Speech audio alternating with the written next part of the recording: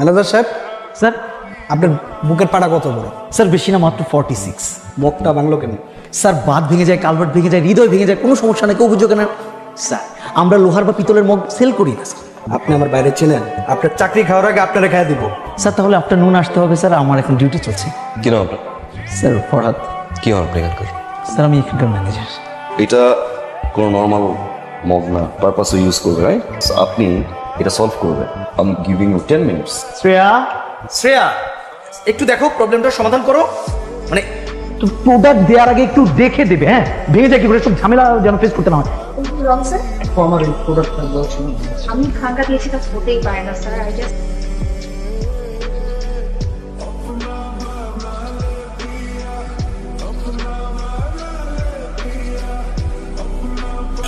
Sir, আপনি একটু বোঝার চেষ্টা করুন, এটার কোনো অপশন আমাদের হাতে নেই। আর স্যার আপনি ওনাকে একটু বোঝাবেন কাইন্ডলি। হ্যাঁ, এটা তো আসলে পসিবল না, এটা হয় না। Exactly. কারণ ভেঙে গেছে। সো তুই বোঝার চেষ্টা করবে। আপনার নাম ছাড়া কি? Sir my name is Shreya. Shreya. Hi Shreya, myself মগ শায়ান। আপনি এখানে চাকরি করেন, রাইট? জি ওকে। স্যার, আমি আপনার জন্য অন্য একটা মক প্যাক। না, it's good. Shreya. Hi Shreya. Hello sir. Shreya, আমার কিছু প্রোডাক্টস দরকার। You free, right? Yes sir.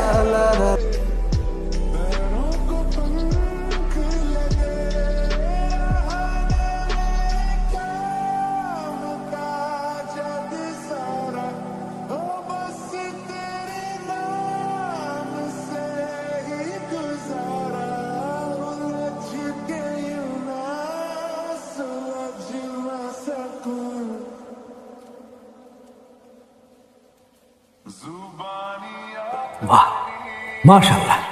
তোমরা যে যাই বলো, সাক্ষাৎ পড়ি মেয়েকে আমার খুব পছন্দ হয়েছে। আমিও যদি একটু ধৈর্য ধরতাম না বাবা, আমি একটা পরি পেতাম। কি? বেশি ধৈর্য ধরলে তুমি পরীর মাকেই পেতে। আচ্ছা হচ্ছে সায়ান, এ তো আমাদের খুব পছন্দ হয়েছে বাবা। মেয়েটার সাথে তো কথাবার্তা হয়েছে কিনা কিছু তো বুঝতে পারছি না। বোমা, তুমি একটু জিজ্ঞেস করো না ওকে। কি রিলেশন? হ্যাঁ, কি রে, বলছিস না কেন? পাত্তাই দিচ্ছে না, সব কথা অ্যাভয়েড করে। গুড, সাব্বাস। আরে এইরকম মেয়ে তো আমাদের পছন্দ। দোস্ত দেখ, ছেলেটা কি সুন্দর। ছেলে ছাড়া কি তোর লাইফে কিচ্ছু নাই? এটার মাথায় নাই ছেলে ছাড়া কিছু নাই, ভিড়ের মধ্যে শুধু ছেলে ছেলে ছেলে ছেলে। হ্যালো, কে বলছেন? হাই শ্রেয়া, শায়ান বলছি। আপনি আমার নাম্বার কোথা থেকে পেয়েছেন? নাম্বার কোথা থেকে পেয়েছি সেটা জানা ইম্পর্টেন্ট না, কেন দিয়েছি সেটা ইম্পর্টেন্ট। কেন ফোন দিয়েছেন? একটু আগে আসবেন please. Happy birthday to you. আজকে যে আমার বার্থডে, সেটা আপনি কি করে জানলেন? আই নো, শ্রেয়া, এত রাতে এই পাগলামির মানেটা কি আমি জানতে পারি? পাগলামির মানেটা জানতে হলে নিচে আসতে হবে। অসম্ভব। আর আপনি এই মুহূর্তে এখান থেকে বিদায় হবেন। শ্রেয়া, ছেলেটা তোর জন্য কেক নিয়ে এসেছে। আমি দেখতে পাচ্ছি ম্যাম। জানিস, এটা না একদম মুভির মতো। নায়করা যেভাবে নায়িকার জন্য কেক নিয়ে আসছে, তাই। দোস্ত, ইটস ইউর বার্থডে, এত এফোর্ট দিছে, ইউ শুড গো, তোর যাওয়া উচিত। জানা Shreya, please please please please please. আচ্ছা, আমার একটা বয়ফ্রেন্ড থাকলে আমার জন্য এভাবেই কেক নিয়ে আসতে, তাই না? শ্রেয়া, আজকের দিনটা আমার জন্য স্পেশাল। আমার জন্য। শ্রেয়া, আমি তোমায় কিছু বলতে চাই, which is really special. Shreya, বলো। শ্রেয়া, আমি আমার ভাবি।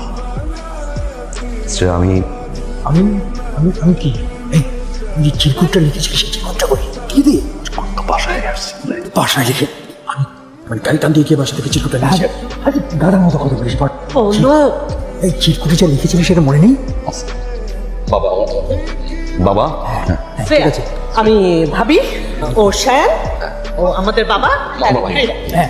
হ্যাঁ, তারপরেরটা বলো। শ্রেয়া, আমি তোমাকে ভালোবাসি। শ্রেয়া, ভালোবাসি। আমি বলছি আমার ছেলে, হ্যাঁ ছোট ছেলে, ও খুব সাই। হ্যাঁ, আমিও আমার স্ত্রীকে ওইভাবে প্রপোজ করতে পারিনি তো। আমার এই রক্ত তো, ওই জন্যই। শ্রেয়া, জেনেটিক্যালি ওনারা কেউ প্রপোজ করতে পারে না, প্রপারলি কথা বলতে পারে না, কিন্তু তুমি বুঝে নিয়েছো তো, রাইট? শায়ান তোমাকে ভালোবাসে। মানে আমি তোমাকে ছাড়া বাঁচবো না। তুমি? সায়ান, শায়ান বাঁচবে না। Got it? রোজ এসব দেখে না যদি অলরেডি ধপাস করে পড়ে গেছে, আমিও ধপাস করে পড়ে যাব। তার আগে রাজি হয়ে যাও, এরকম ফ্যামিলি কোথাও পাবো না তুমি। বলো হাসি দিচ্ছে, হাসি দেওয়া মানে ইয়েস। এটা পছন্দ হয়েছে? ভীষণ।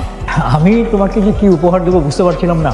সায়নের মা খুব শাড়ি পরতে পছন্দ করত, তোমার জন্য একটা শাড়ি এনেছি। আমি জানি না তোমার পছন্দ হবে কিনা, তবে আমার বিশ্বাস তুমি পরলে তোমাকে খুব ভালো মানাবে, একদম পরীর মতো লাগবে।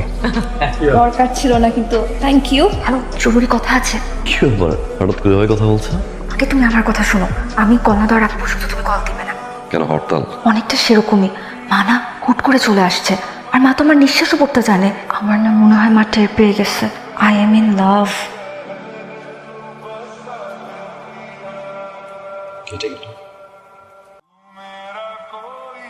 ওর নাম সায়ান। বাবা কি করেন? বাবা বিজনেস করে, জেকে গ্রুপের মালিক। সায়ান ওর বাবার বিজনেসই দেখছে। তার মানে ধনী পরিবারের ছেলে। আমি চাই না তুমি সম্পর্কটা কন্টিনিউ করো। মা সায়ান খুব ভালো ছেলে। আমি তোমাকে যা বলেছি আমি আশা করব তুমি এটা শোনার চেষ্টা করবে।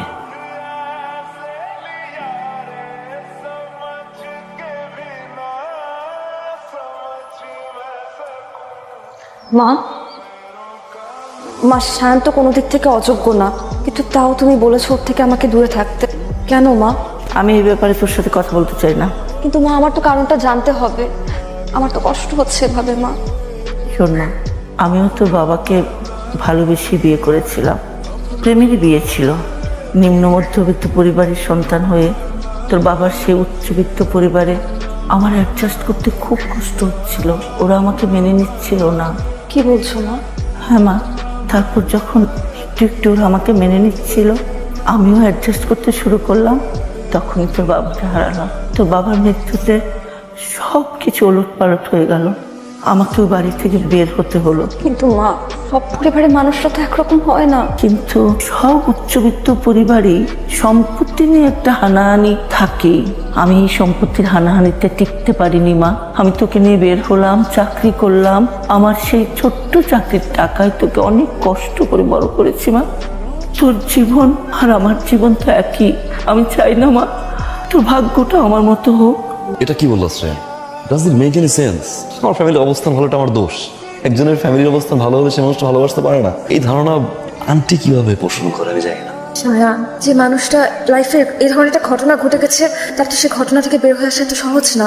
আর আমার মায়ের আমার ব্যাপারে যে সিদ্ধান্তটা আমি সম্মান করি। সায়ান, আমি তোমাকে ভালোবাসি, তো তার জন্য আমার মায়ের মতের বিরুদ্ধে যে তোমার সাথে থাকাটা আমার পক্ষে সম্ভব না, সেটা আরো কঠিন হয়ে যাবে। আমি তোমাকেও চাই, আমার মাকেও চাই আমার জীবনে, কিন্তু মা তো কোনো কথাই শুনতে চাচ্ছে না আমার। তাকে কি করে বুঝাবো আমি জানি না। আমি কি করবো শ্রেয়া? আমি কিচ্ছু জানি না। ভাবি। কি ভাববে? আমার ভাবি। ভাবি? ভাবি।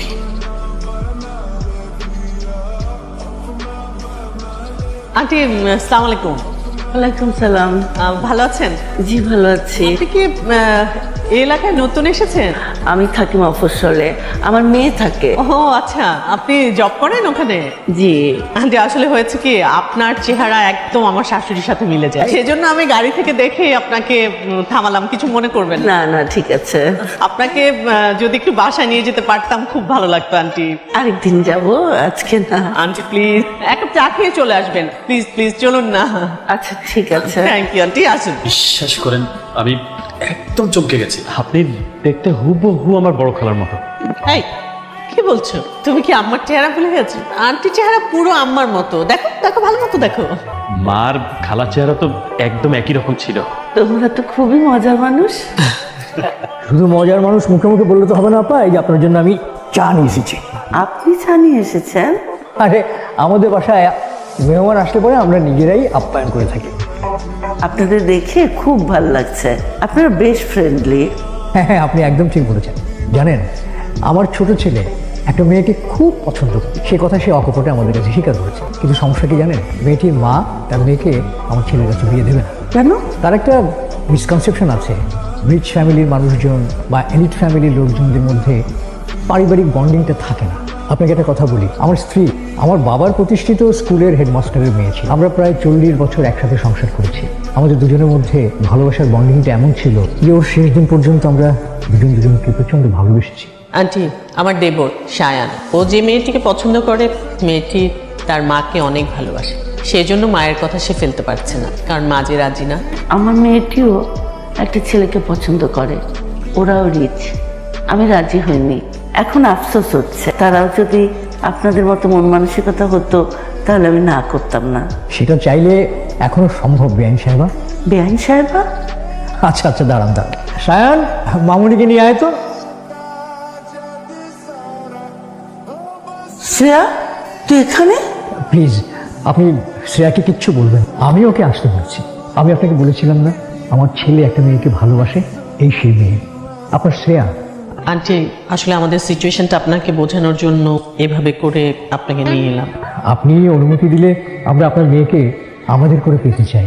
আন্টি, সায়ান শ্রেয়াকে অনেক ভালোবাসে। আমরা সবাই শ্রেয়াকে অনেক ভালোবেসে ফেলেছি, তাই আমরা চাই শ্রেয়া আমাদের সাথেই বাড়িতে থাকুক, আপনি যদি রাজি থাকেন। আন্টি, আমি আপনার একটা ছেলে থাকতে চাই।